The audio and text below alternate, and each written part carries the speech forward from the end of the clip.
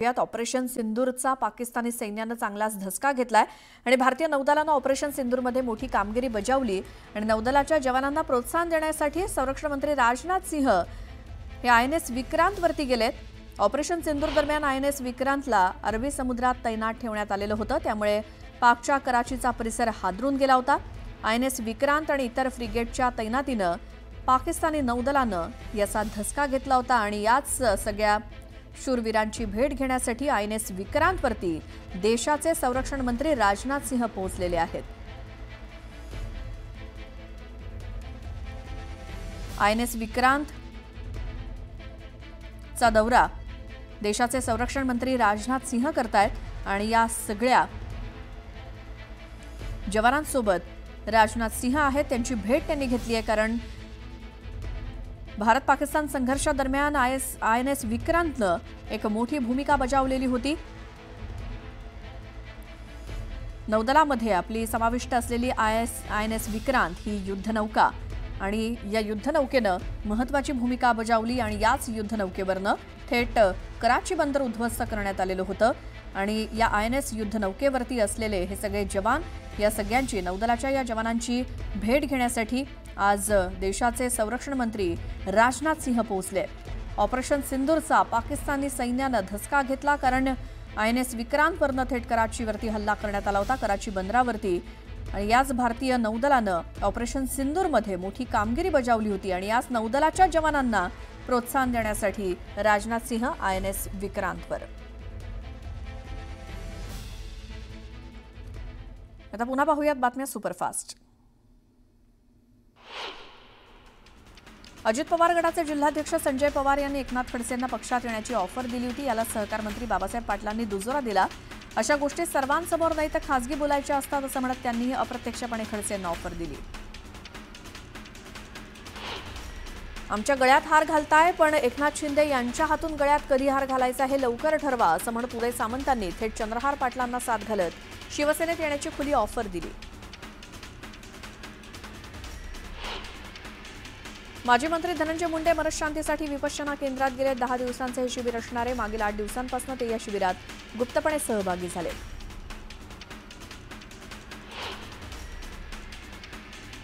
अनिल देशमुख यांचे निकटवर्तीय शरद पवार गटाचे नागपूर जिल्हा परिषदेचे माजी उपाध्यक्ष चंद्रशेखर चिखले यांनी पदाचा राजीनामा दिला। ते लवकरच भाजपात प्रवेश करणार असल्याची चर्चा आहे। राज्यसभेच्या 8 जागांसाठी निवडणूक आयोगानं तारखांची घोषणा केली। तामिळनाडूतील 6 आणि आसाममधील 2 जागा जून आणि जुलैमध्ये रिक्त होणार आहेत। यासाठी 19 जूनला मतदान होणार आहे। आगामी पालिका निवडणुकांच्या पार्श्वभूमीवर मनसेच्या पुढील आठवड्यात मुंबईमध्ये बैठका आयोजित केल्या असून राज्यभरातून प्रमुख नेते या बैठकीला उपस्थित राहतील असं सांगण्यात आलंय। या बैठका राज यांचं निवासस्थान असलेल्या शिवतीर्थावरती 3 ते 5 जून या 3 दिवसात होणार आहेत।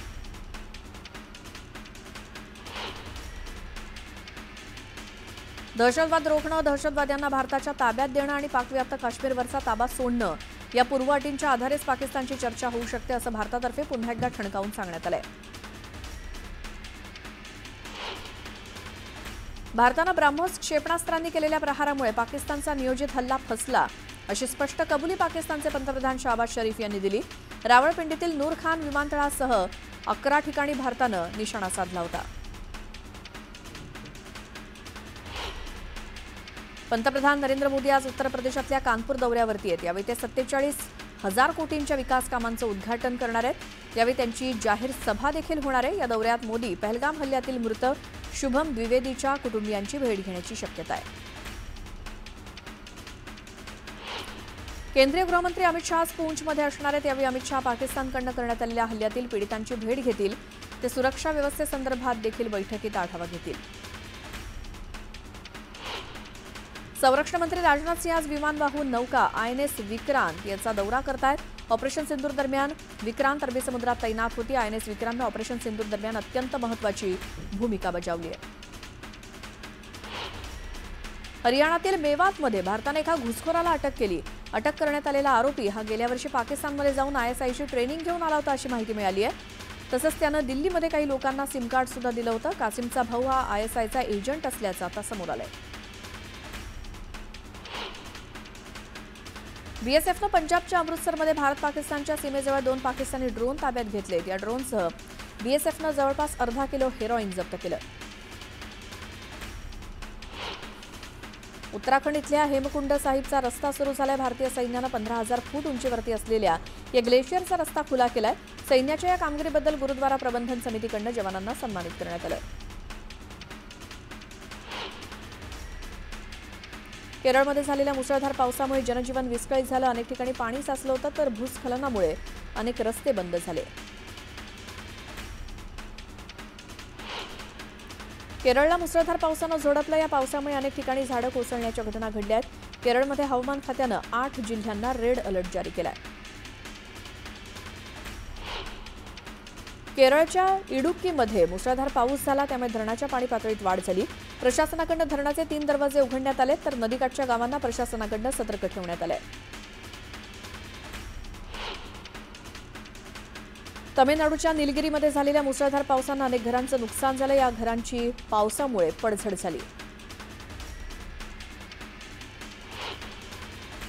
मध्य प्रदेशच्या रतलाममध्ये बिहार पोलिसांच्या वाहनाला अपघात झाला। या अपघातात 2 जणांचा मृत्यू झाला।